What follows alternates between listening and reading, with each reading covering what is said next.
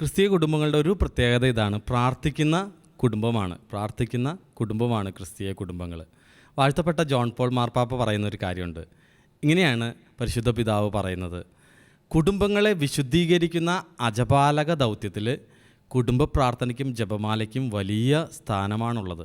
ഇതൊക്കെ ഒന്ന് പുനരുദ്ധരിക്കേണ്ടത് വലിയ ഈ കാലഘട്ടത്തിൻ്റെ ഒരു ആവശ്യമായിട്ട് പരിശുദ്ധ പിതാവ് നമ്മെ ചൂണ്ടിക്കാണിക്കുന്നുണ്ട്.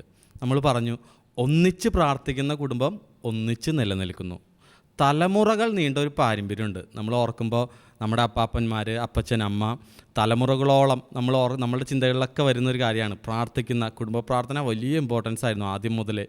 നമ്മുടെ ചെറുപ്പത്തിലൊക്കെ ഓർക്കുമ്പോൾ വളരെ നൊസ്റ്റാൾജിക്കായിട്ടുള്ള മെമ്മറീസാണ്. വൈകുന്നേരം സന്ധ്യാപ്രാർത്ഥനയുടെ സമയത്ത്, ജപമാലയുടെ സമയത്തൊക്കെ നമ്മൾ വീട്ടിലുണ്ടായിരിക്കണം, നിർബന്ധമാണ്. വലിയൊരു വളരെ ലളിതമായിട്ട് തോന്നുന്ന ഒരു കാര്യമായിരിക്കും, പക്ഷേ വലിയൊരു സ്ഥാനം നമ്മുടെ ഓരോ കുടുംബങ്ങളിലും ഇതിനൊരു വലിയൊരു കാര്യം ഉണ്ടായിരുന്നു. ഒന്നിച്ച് പ്രാർത്ഥിക്കുന്ന കുടുംബം ഒന്നിച്ച് നിലനിൽക്കുന്നു. വലിയ സത്യം. നമുക്ക് ശരിക്കും പറയാൻ പറ്റും, നല്ല ഐക്യത്തോടെ സമാധാനത്തിൽ സന്തോഷത്തിലൊക്കെ നിലനിൽക്കണമെങ്കിൽ ഈശോ ആഗ്രഹിക്കുന്ന സന്തോഷം നമ്മുടെ കുടുംബത്തിൽ വന്നെങ്കിൽ ഈശോയുടെ സാന്നിധ്യം ഉണ്ടായേ പറ്റൂ.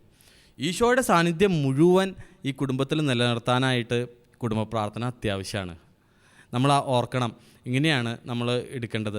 ഈശോയുടെ കണ്ണുകളിലേക്ക് നോക്കുന്ന അപ്പച്ചനും അമ്മയും മക്കളും സഹോദരങ്ങളൊക്കെ ഈശോയുടെ കണ്ണുകളിലേക്ക് കുടുംബ പ്രാർത്ഥനയുടെ സമയത്ത് നോക്കി പ്രാർത്ഥിക്കുകയാണ്, ഈശോയോട് പ്രാർത്ഥിക്കുകയാണ്, ഒരുമിച്ചിരുന്ന് പ്രാർത്ഥിക്കുന്നു. അവർ പരസ്പരം ഈശോയുടെ കണ്ണുകളിലേക്ക് നോക്കുന്നതിന് കൂടാതെ പരസ്പരം ഈശോയെ നോക്കിയതിന് ശേഷം കുടുംബ പ്രാർത്ഥന കഴിയുമ്പോൾ ഒന്ന് നോക്കും, പരസ്പരം ആശയവിനിമയം നടത്തുന്നു. ആ സമയത്ത് അതൊക്കെ കഴിഞ്ഞിട്ട് പരസ്പരം ക്ഷമിക്കാനും സ്നേഹിക്കാനും ഐക്യം ഒക്കെ പ്രകടിപ്പിക്കാനും വീണ്ടും ആ കുടുംബം എന്ന വിവാഹം എന്ന കൂദാശയിൽ ആ സ്നേഹത്തിൻ്റെ ഉടമ്പടി, ആ സ്നേഹം ദൈവാത്മാവിനാൽ വീണ്ടും പുനരുജ്ജീവിപ്പിക്കുന്ന ഒരു കാര്യമൊക്കെ കുടുംബ പ്രാർത്ഥന നടക്കണം. അപ്പോൾ നമ്മൾ വളരെ ഇമ്പോർട്ടൻ്റ് ആയിട്ട് എടുക്കേണ്ട ഒരു കാര്യം നമ്മുടെ കുടുംബങ്ങളിലുള്ള കുടുംബ പ്രാർത്ഥന. അതിൻ്റെ ഒരു ഇമ്പോർട്ടൻസ് നമ്മൾ മനസ്സിലാക്കണം. ചിലപ്പോൾ ലളിതമെന്ന് തോന്നാം, പണ്ടത്തെ ഒരു കാര്യമെന്നൊക്കെ തോന്നാം, പക്ഷേ വളരെ അത്യാവശ്യമായ കാര്യം. ഒന്നിച്ച് പ്രാർത്ഥിക്കുന്ന കുടുംബം ഒന്നിച്ച് നിലനിൽക്കുന്നു. കർത്താവ് ഈശോ കേന്ദ്രീകൃതമായ ഒരു കുടുംബത്തിന് ഈശോയോടുള്ള പ്രാർത്ഥന, ഒരുമിച്ചിരുന്നുള്ള പ്രാർത്ഥന വളരെ ഇമ്പോർട്ടൻ്റ് ആയിട്ടുള്ളൊരു കാര്യമാണ്.